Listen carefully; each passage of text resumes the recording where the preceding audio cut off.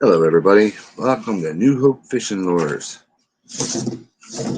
I'm going to show you the versatility of a speed worm, and not just for bass, but for walleye as well. So, yeah, 7-inch angling AI mag speed worm. This is just one I remilled. So anyway, let's get started here real quick. So we know the traditional ways to do that. There, we're not going to go through that. The Texas rig, the Carolina rigging with the whole thing. We're not going to do that. We're going to do some other things to get most out of your baits as possible. So, first things first here is, let's just say your nose is all messed up from, the eye of the hook, or, up here is all messed up from your hook. Bass really tore it up or whatever. You know what? Pull it down to whatever size you want. This is a different one. And you got yourself a speed grub. Okay. Now these make excellent trailers, or I'll show you right now.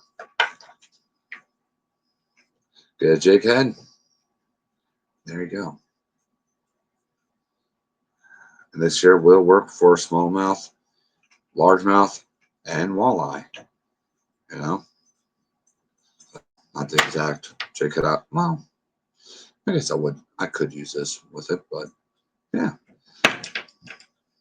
Excuse me, I keep dropping stuff. But there you go. Real simple. Easy peasy, right? Um, you can take it down. I mean, my goodness. If you just want, like the last two segments just to put on as a trailer, you can do that too. There's no written laws here. So,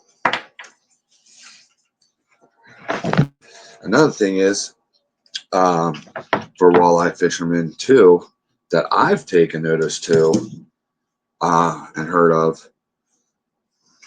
Sorry, I'm going to let the secret out here.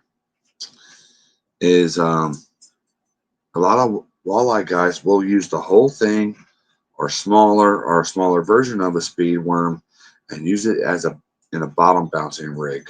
And I'm going to show you that real quick. Well, I don't have a bottom bouncing rig with me. I'll show you how they rig it up to a point here real quick. I'm going to use, whatever. I'm just in my mystery box of goodies here. I don't know. Now you want to use a plastic clevis for this. I only have metal ones right now, so it doesn't mess up your line too much. I can make it into a wire too and just tie off, a few feet away. Whatever. So,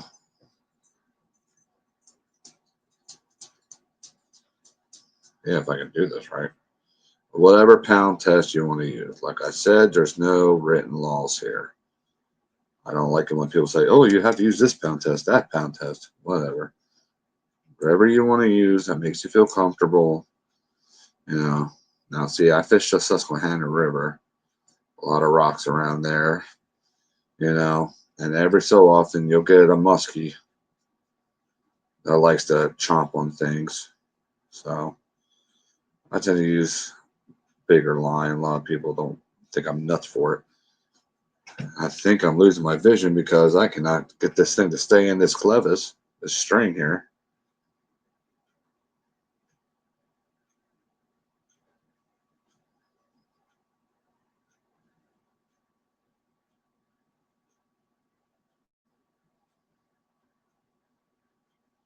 Stay in. Why do they keep on popping out? It's a small clevis. Bear with me. Anyway,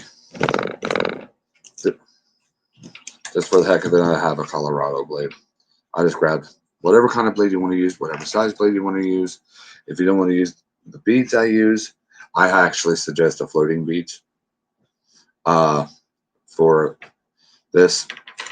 Personally, those ones that glow in the dark, maybe one or two of them. Anyway, So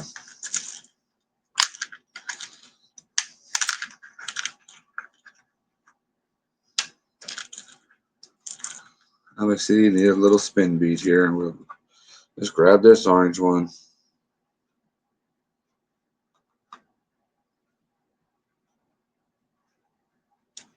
Yeah, I can do that though.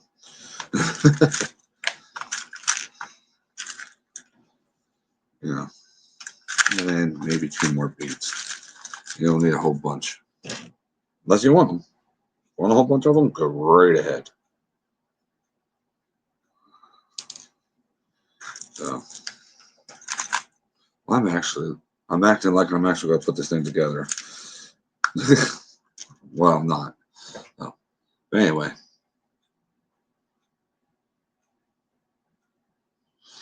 and like I said, you can put this like 18 inches, 12 inches, whatever you want to do, away from the worm itself if you want to. Or you're going to keep it right on top of the worm. But here's the tricky part. I'm going to give you a secret. Don't use an oversized worm hook. I'm going to show you what to use. You're going to want 2 single hooks or 2 treble hooks. Okay. So let me get these tied up. I should have just tied these off. I just grab random 2 treble hooks and 2 size 6s. So, but whatever.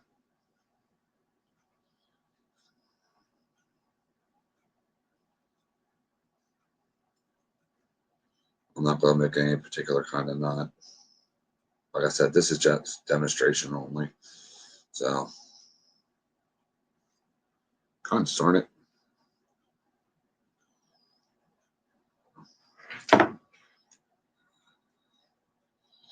And your front hook, okay, first off, you don't want right? You don't want to hit that. So, I should have made sure I was in the camera the whole time doing this. Oh, well.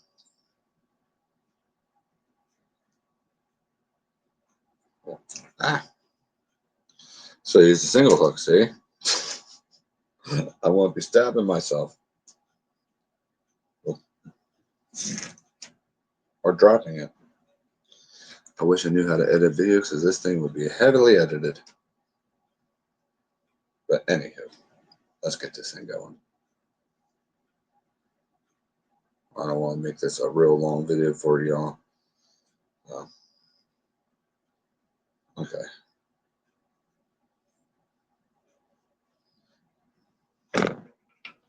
See, hang on a second here. Making a nightcrawler harness is what we're doing. Okay. You can have that hoop as big as long as you want. Okay.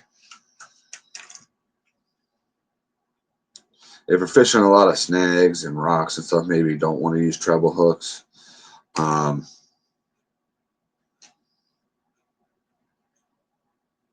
Me personally,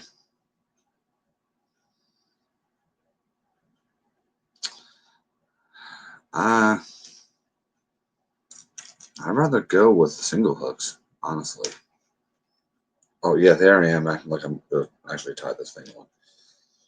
The fishing line in my hand, I lose concentration.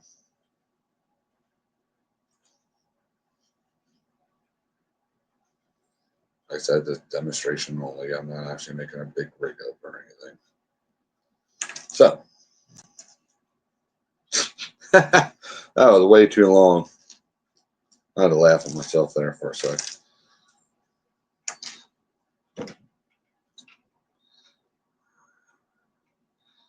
So, not with a, you know how to put them. So you can do this with 3 of them too. If you're using size 6 treble hooks, I would use 3 hooks. But yeah.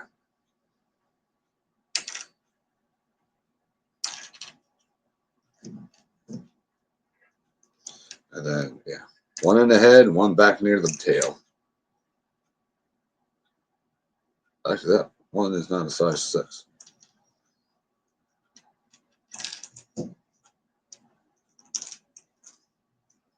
Let me adjust this here.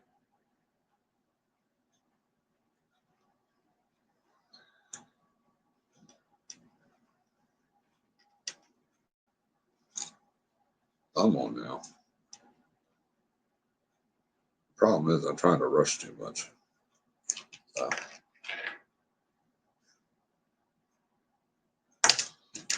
What's it look like all together?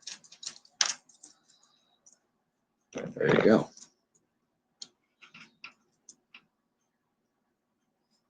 That's probably my favorite way. Well,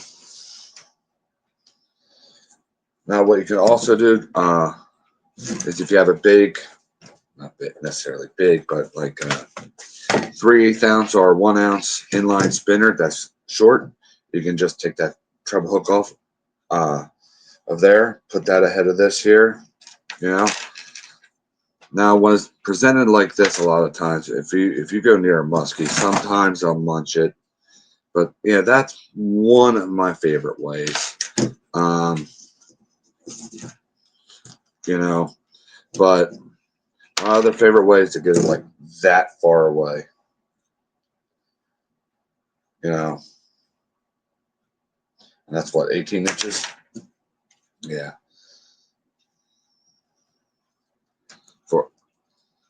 But like I said, you can cut the worm down too to whatever size you want. Also, use whatever size house you want. There's no laws here. And another thing, I'm going to show you a trick here too. Get these on Barlow's or I guess Jan's Net crap. I don't know. But I like Barlow's. The inline spinner blades that don't need a clevis. But, let's see, do I have one in here? Okay, this is just a spinner that is a piece of junk because I don't like the way it looks. If you're going to do that, okay, you're going to have to wrap it on some wire because that, it's not plastic. Unless you're using something really good, I don't know. But yeah, get that crap out of the way, the other stuff. Like, switch it up, I love that Panther Martin inline style blade, that's what way back here,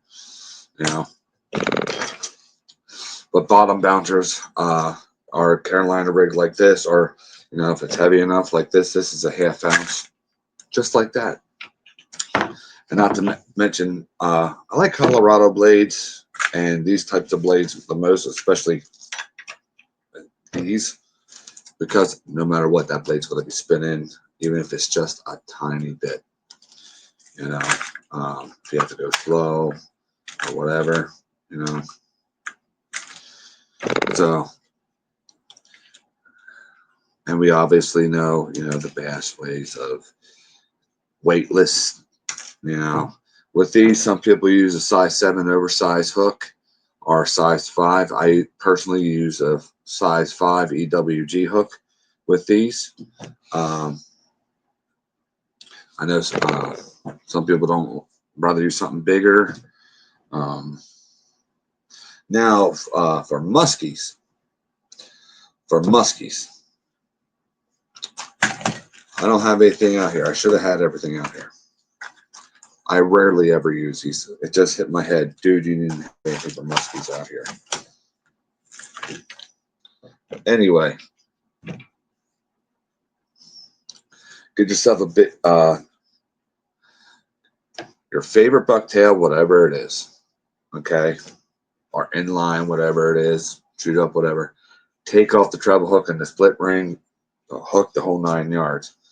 Get yourself, I forget what size it was.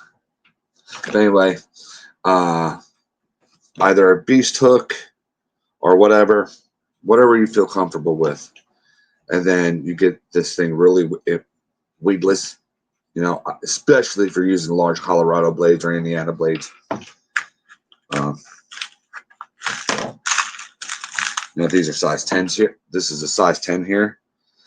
You know, you can throw this in the weeds, and with that big blade and that big thump, you can knock the weeds out of the way sometimes.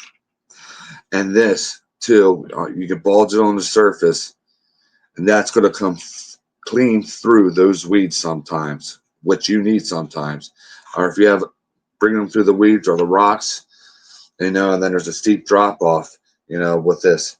That tail's going to flop as soon as you stop and just let it, down. That musky, ooh. So don't shy away from the musky guys, walleye guys, any guys. And I'm going to even say crappy guys. Ha ha ha, laugh it up. But I got a friend that's like one of the kings of downsizing baits, no matter how big they are. As goofy as this sounds so stupid. Let's start to take like the last, let's see, let me count here. 1, 2, 3, 4 segments of this worm with a 1/32 ounce. That's not counting the tail. Yeah, 1, 2, 3, 4. About 3, 4 segments of this worm. I put on a 1/32, 1/16 ounce jig head. I don't know. Personally, I've never done it yet. But it can be done. Oh, and let's do something else here real quick.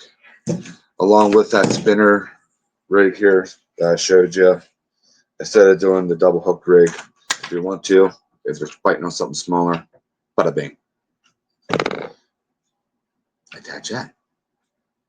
There's no wrong way. If it's catching you fish, and I say this here about any bait, crankbait, jerk bait, it doesn't matter. Soft plastics, whatever it is. And yes, you can do the same thing I'm showing you right now with a stick worm. Paddle tail. Well, with a paddle tail, obviously, just a single hook or the jig head. But anywho, what was I saying? There's no wrong way to use a bait. If the fishing lure is catching you fish at that time, there you go. Now, if it's not, change it up. Yeah, pros can help you. Weird rednecks can help you as much as we possibly can. Obviously, the Lord above can help you. Just practice, practice, practice, and eventually you're going to find something that's going to stick with you, and you're going to love doing. If you think I'm full of it doing this here or whatever, hey, that's okay. I'm just thinking now here. If I would use this blade, a big thumping blade. I never used a big thumping blade. Yeah, that'll attract the pike and muskie. Ooh, the pike with this.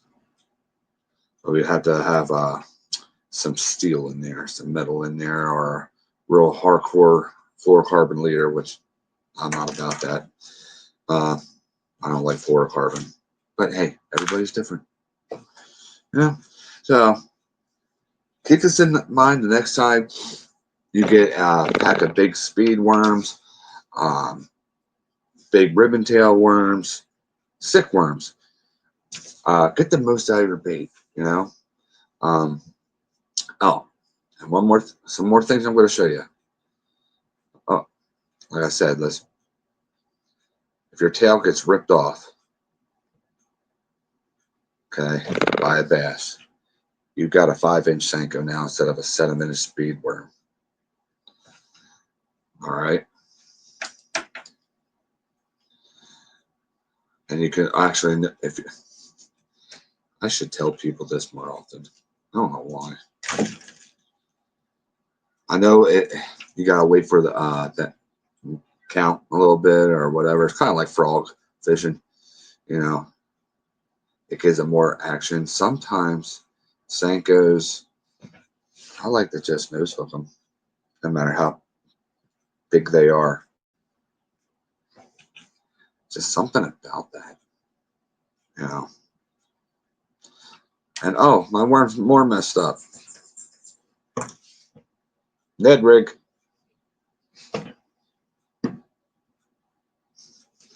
Get the most out of your baits, people. If you want to see any other kind of soft plastics, any other kind of bait, whatever, you know, that you want to see how to get more out of it, let me know. I know this was a quick video. If I didn't explain or do anything good enough, let me know. I'll improve upon it. You know, and we can do this thing all over again. So, thank you for taking the time to watch me here.